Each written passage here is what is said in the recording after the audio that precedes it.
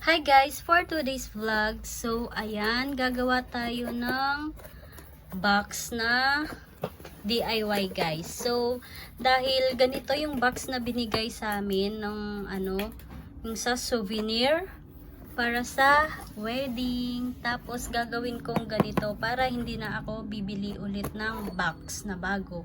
So, para makatipid tayo. So, ayan nga guys, ayan, binaliktad namin. Tapos meron tayong, ayan, ito na siya guys. Nabaliktad na namin siya. Ayan. Ganito siya, tapos babaliktad namin. Tapos ididikit na lang namin ito. Ayan. Para magiging ganito siya. Ayan guys. Ayan siya. Ayan. Ito na siya. Ayan na siya guys. Oh.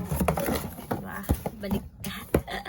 Ayan, para magkatipid tayo, di ba? Di na ako bumili, magkano din to. Oh.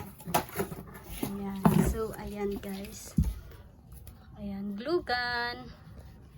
Para pang dikit. Ayan siya. Ayan. Tapos, ayan, didikit na lang namin yan dyan.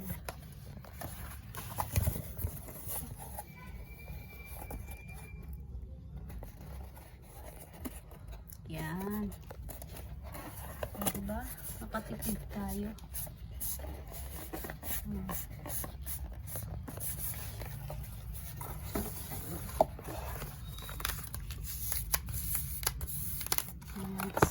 Ganito na siya guys. Lagyan ko lang siya ng ribbon. Pangit naman kasi pag ganito, diba? So, ayun lamang guys ang tips natin for today's vlog. Oh, di ba? Oh, saan ka dyan? Oh. Ito na siya pag linagyan ko na ng ribbon.